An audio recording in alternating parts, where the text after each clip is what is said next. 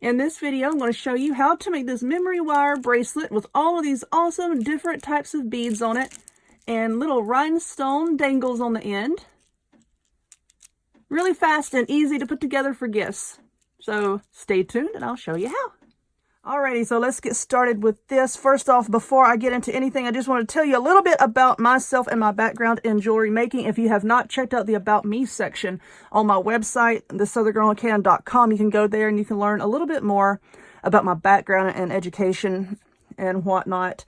But yeah, I've been making jewelry, and not just macaroni necklaces. I've been making jewelry since I was about 10 years old. And later on, I was in my early 20s. I went to lapidary school here in Charlotte, North Carolina, and my instructor was Henry Hill. I learned how to cast gold, cast silver, carve wax to make ring bases and forms, how to polish cabochons. Yes, I know how to cut gemstones. I did get my little diploma in lapidary arts, so I know a whole lot about that. And poor Henry, he had to stop instructing when he lost his hearing, because when you cut gemstones, you cut it by sound and not by sight. And when, you know, he lost his hearing, he had to stop teaching, and that was sad. But yeah, that's my background. I cut gemstones and I cast gold, so I think I can handle beating. But anyway, what you're going to need is some memory wire, and mine is a little tangled up here. But anyway, you're going to need some memory wire. As you can see, it holds its shape, where regular jewelry wire, when you bend it, it stays in whatever shape you bend it. You're going to need memory wire. You're going to need a pair of these round nose pliers, and whatever pliers you want to use just to hold your jewelry while you're working on it. These are little flat-nosed pliers, and they have no teeth inside of them so that they don't put any little marks on your wire. You're going to need some beads. I get these little pillow packs of acrylic beads at Walmart for $1.98. You can get, most of the time, depending on how many times you want the bracelet to wrap around your wrist, you can get 1 or 2 bracelets out of a pack of these. And if you want something dangly on the ends, you can get a pack of charms like this. These came from Joann's, but Walmart carries them. Any craft store carries them. So you can get some of these to go on the ends. Now, because this memory wire has been treated to hold its shape, that makes it just a little bit harder than most wire that you would encounter in making jewelry. And the regular little wire cutters that you can get in the craft department are not going to be strong enough to cut this. You can get them where they're specially made for memory wire, and you're going to pay twice as much for them. I just got a cheap pair of regular wire cutters from Walmart. You can find it at any hardware store. So that's what you're going to need. So first off, and you can have a little tray if you want to. I got this tray at Dollar Tree. Very helpful for putting beads and whatnots in. But trying to get the paint and stuff off of my hands before I made this video. Somebody in another video said, you've always got paint all over your hands. Why? Well, you know what? If it's not poop or blood, don't worry about what I have on my hands. You know I make stuff. But we're going to take the end of our wire, and because it's so hard, you want to bend your wire in the direction that it is curving. You see how it's curving around this way? You always want to bend it in the direction that it's curving.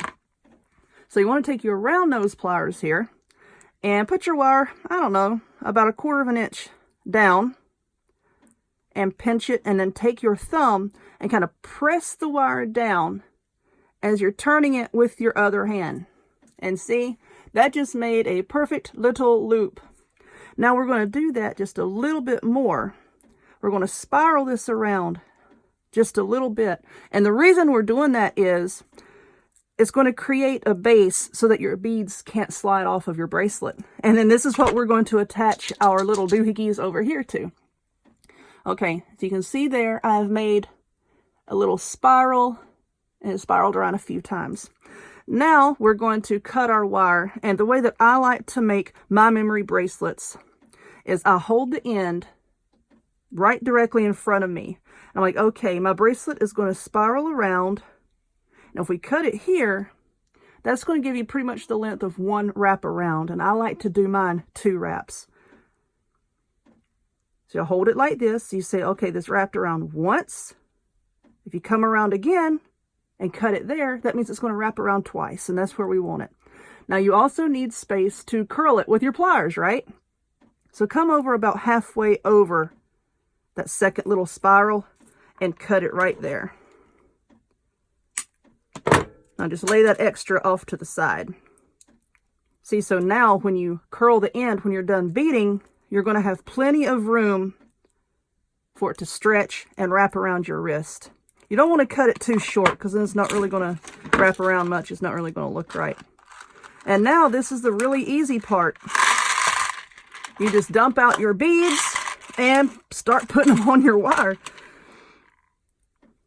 Let's find the end of it here and just start putting them on, just like that. You just thread them on there. And what I like about these little packs of beads is because they all match. You know, they're all like in the same color family, so they're all going to match. It doesn't matter what order you put them on.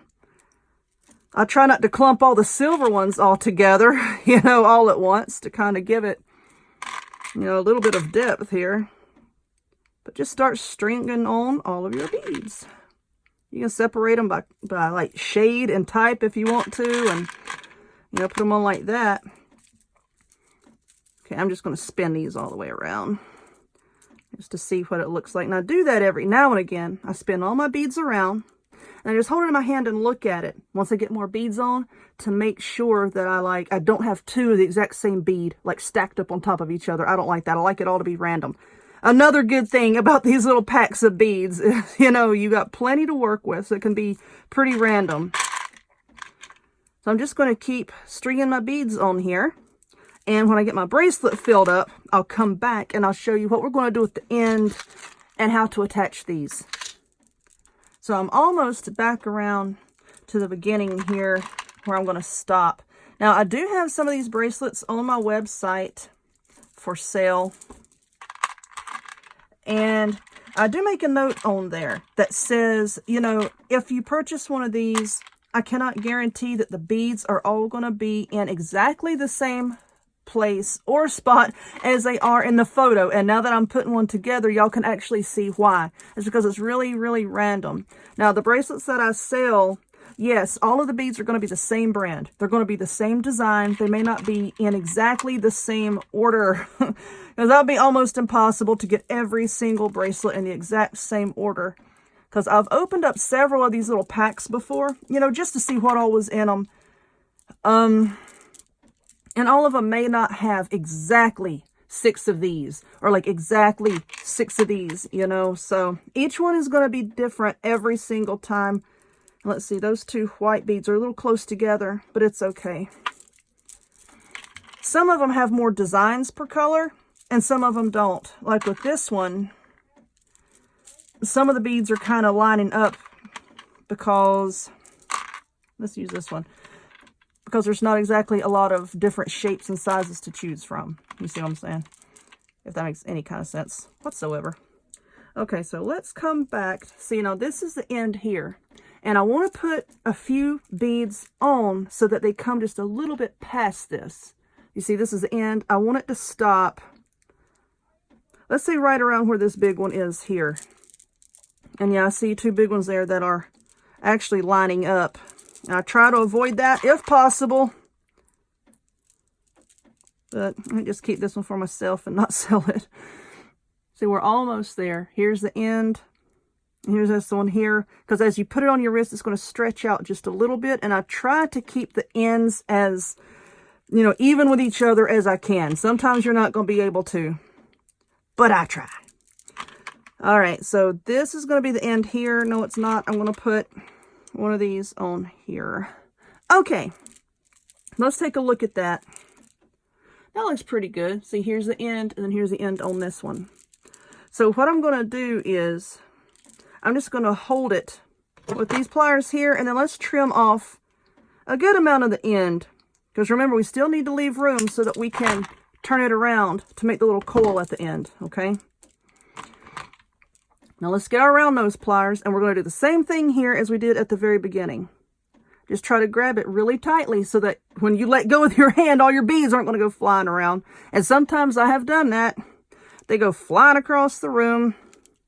It's a rain of sparkles and acrylic, and whereas it's pretty flying through the air, it's not so pretty to clean it up. So here's our little coil here. I'm just going to give it a little squish with these pliers. Okay, and your bracelet is pretty much done.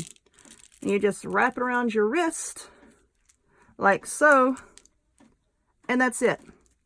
Now, if you want to put little dingle dangles on the end. Let's see, I'm going to put these clear ones on there. I'm just going to grab it right here in my pliers and just pull these little things out, because I don't feel like messing with all the tape on the back.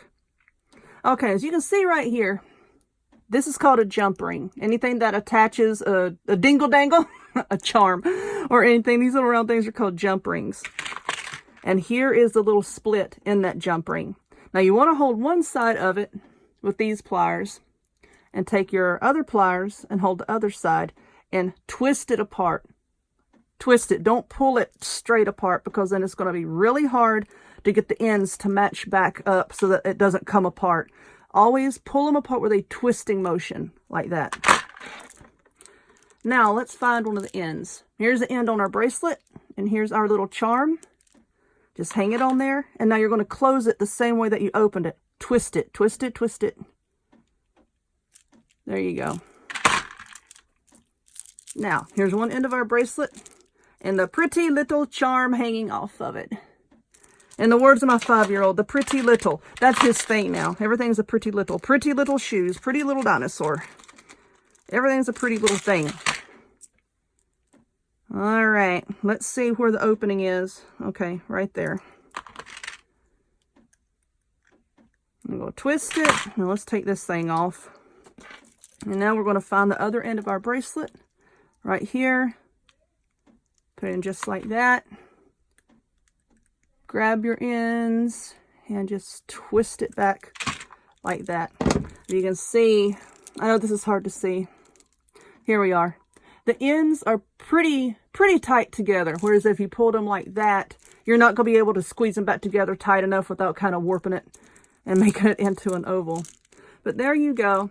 There's a memory wire bracelet with charms on the end.